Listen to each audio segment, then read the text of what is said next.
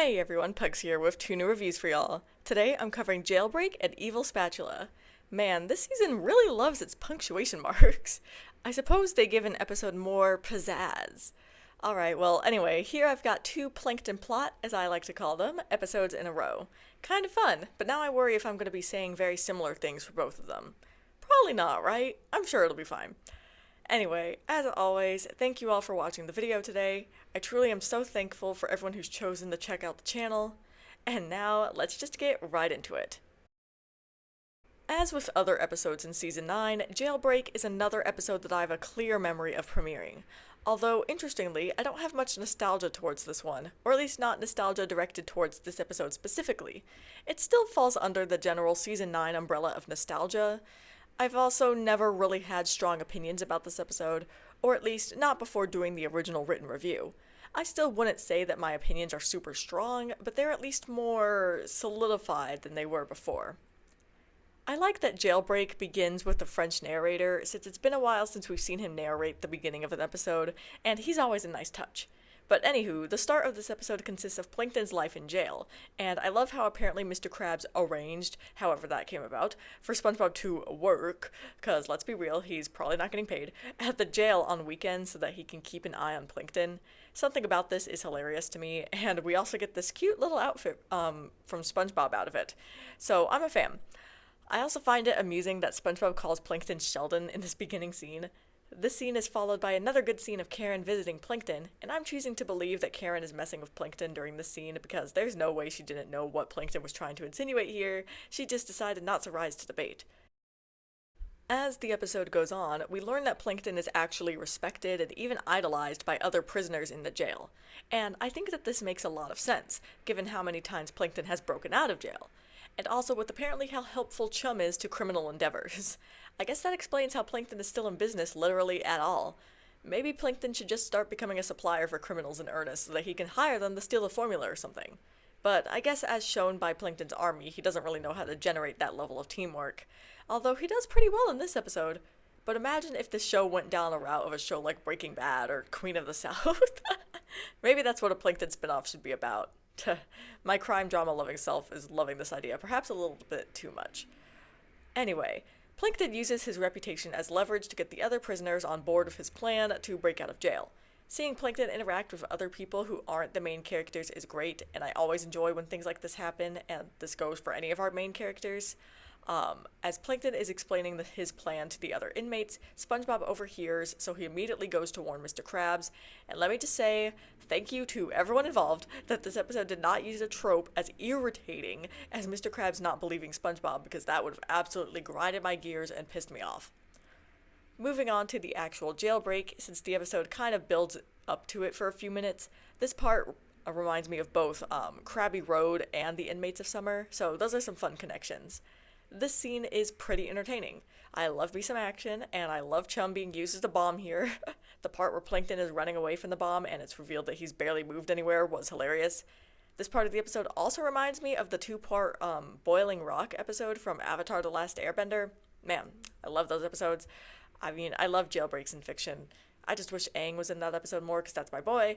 But anyway, this is all besides the point. The inmates make it to the Krusty Krab with very little issue, and with so little of the episode remaining, you have to wonder how exactly Plankton is going to be stopped. Well, let me just say that he's stopped in a hilarious, bizarre way, because it turns out that Mr. Krabs and SpongeBob hid the entire Bikini Bottom police department in the safe holding the secret formula. That's actually hilarious, and was so unexpected. And while everyone is carted back to jail, I just love the ironic stinger of an ending, with Mr. Krabs being like, I'm a winner, while the Krusty Krab is destroyed. Honestly, I really loved the jokes in this episode. Like, Plankton's quips were just on fire throughout this whole thing, and I loved the moment where the one inmate was talking about how, like, Chum makes a good disguise, and we see in that flashback that he made himself look like Squidward. So fucking good. And anyone who liked that joke but didn't like the one in Sponge on the Run that made fun of Squidward owes me financial compensation because I said so. I really enjoyed Jailbreak. Perhaps more than I was even expecting, but this episode has got all the things that I love, from some varied character interactions to some action to lots of great humor, just a perfect combination. And I think the pacing is perfect, which is also something I wasn't expecting to think since the jailbreak came so late in the episode, but it worked wonderfully here.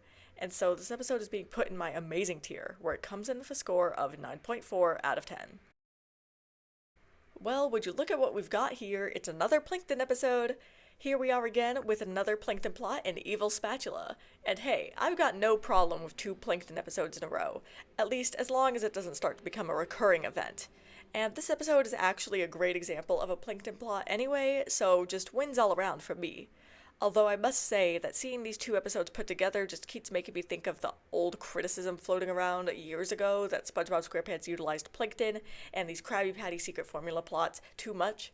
I disagree with that criticism if it wasn't already clear, especially now that I'm moving past the seasons of the show that people were using that criticism most strongly for.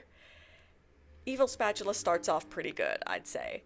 Mr. Krabs and SpongeBob are cleaning the money they've earned, and I think this is very much a character for Mr. Showers and Money Krabs. It's also hygienic, because he's right, paper money is fucking nasty. I try not to think about it. All the hands it's touched, and then certain habits people have, like stuffing their money into their sock or bra, yuck. Anyway, before I get into a borderline germophobic rant, I gotta say that this part of the episode is pretty funny, and visually amusing as well. There's lots of great expressions here, like when SpongeBob and Mr. Krabs get their faces blown off. I also love how convenient it is for Plankton that this happened, because imagine if they were at their full capacities and he just faxed himself in there. Awkward. This episode seems to be on a mission of making sure that it is so obviously better than the other episode where SpongeBob gets a new spatula, all that glitters, and it shows. Plankton's plan in this one is simple, made even simpler by him announcing every damn phase of the plan, and that is to sabotage SpongeBob's spatula so that he gets a spatula from Plankton created, and then using that spatula to learn the Krabby Patty secret formula. For one of Plankton's plans, this one isn't too bad, though I do think after a certain point it gets needlessly complicated, but that's Plankton to a T. Anyway, back to the comparison. SpongeBob's dramatics in this episode when his spatula breaks are perhaps not as great as all that glitters and its crying in different locales joke, but beyond that, everything is definitely improved upon here. For one thing, we don't have SpongeBob running around buck naked, thank God. We can start and end there, to be honest. I love how this episode paints SpongeBob's reaction to his spatula breaking as creepy because it's fucking hilarious. I also love how this episode has SpongeBob be a spatula enthusiast.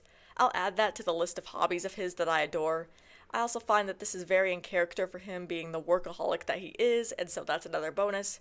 I mean, not that SpongeBob is regularly or even all that sporadically written to be out of character.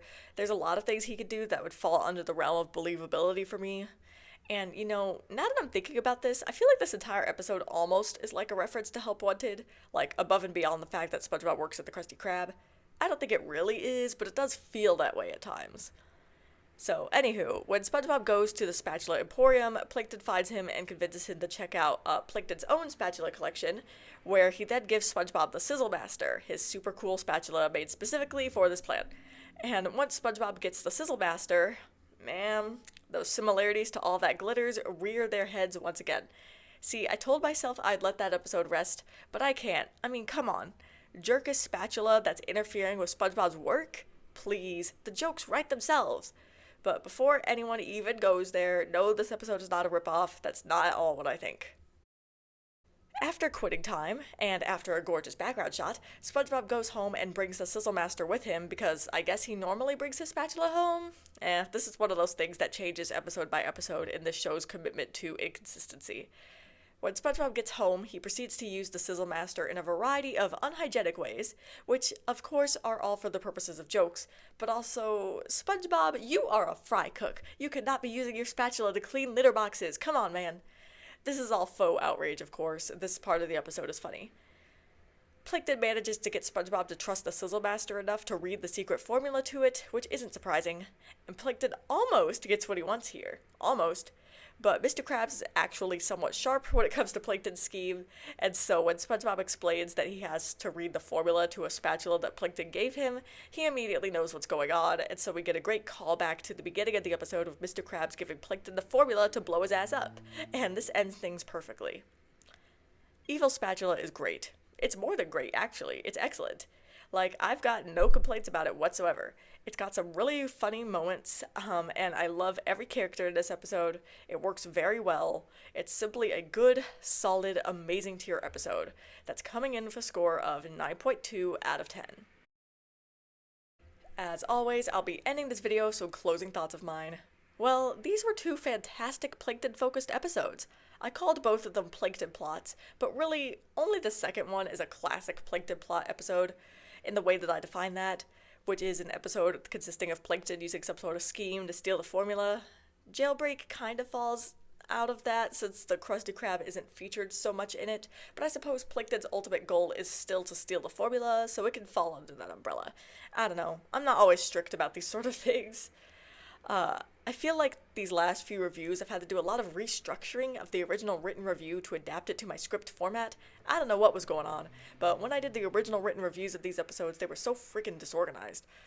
Now, that does work better in a strictly written format, but still, I guess it was a busy time when I originally did those reviews. I don't know. Hell, it's a busy time now, but in a different way. Alright, this is getting outside the scope of SpongeBob. I guess that means I should be bringing things to a close now, and so I'm gonna go ahead and end the video here, and I'll see y'all in the next review.